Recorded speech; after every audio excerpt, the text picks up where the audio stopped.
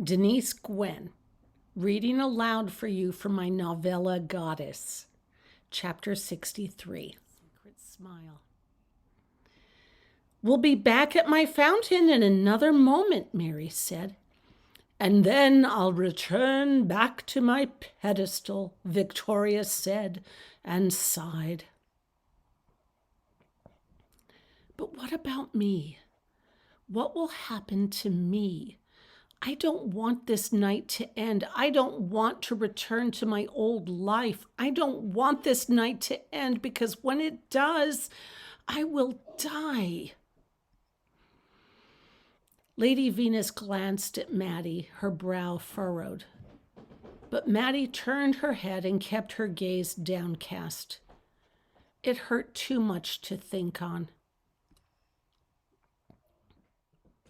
Victoria guided the chariot along the icy currents of air. The goddesses helped Willow Strongfoot to see that she has a gift to offer the world, a lovely sculpture. But what can I offer? What use am I to anyone? She kept these thoughts to herself, but she knew that Lady Venus heard her. It gave her no comfort. By morning, Lady Venus would be a stone-cold statue again, and Maddie would be left all alone yet again. And then she'd awaken in a hospital bed in the ICU. Or worse, I won't awaken at all.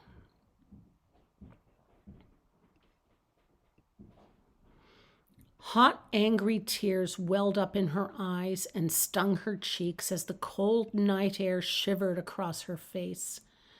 She'd drowned in the fountain at 4 p.m, 13 hours earlier, and now it was the dawn of the next day.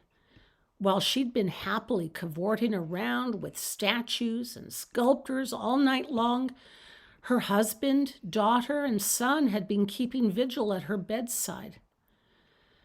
Her family had no way of knowing that these last few hours had been some of the most meaningful moments of Maddie's life.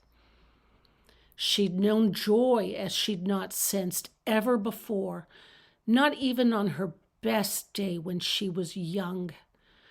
Her family had struggled through the night, not knowing if she'd emerge from the coma. And then it hit her, the knowledge. I can die now and be at peace. Yes, a human life is short, ridiculously short. And a human life is only a blip on the entire world scale of events and catastrophes and moments of despair and joy. And yet she'd experienced a fine life, even though it ended when she was 57. But 57 wasn't such a terrible age to die. It was better than dying at 17 or within moments of birth. And for some poor souls, that's exactly how long or how short their own lives were. And she'd been well loved. 2 good, decent people had raised her, people who cared for her and nurtured her and wanted only the best for her. She'd led a rich and rewarding life.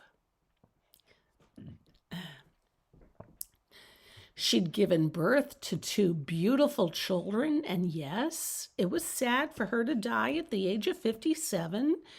And yet, when her death notice appeared in the newspaper, a person would read the obituary and say, "Oh, here's a woman who died at the age of 57. That's young to die, isn't it?" But it wasn't too young. She'd achieved a lot in her 57 years. She'd hoped for many, many more to follow because she hadn't yet accomplished everything she'd wanted to achieve in her life. And yet it was enough, wasn't it? Wasn't it enough? For sure it was. Maddie's unfulfilled dream that she'd carried in her heart for many years of becoming a successful published writer. She ought to have been happy just to write, but Maddie wanted to be a successful writer too. She'd written many novels, many stories, many books, and they were all available online.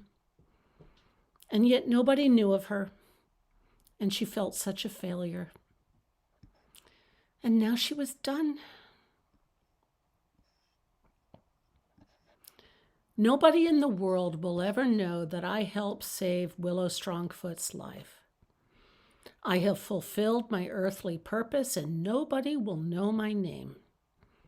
And yet, who really remembers us after we've died except those who loved us? I can die now and ease my family's suffering. I only regret, what's the use? I regret everything. She stopped thinking her thoughts and gazed up at Lady Venus's regal face. Lady Venus stared straight ahead, her gaze impassive. She did not utter a single word of comfort.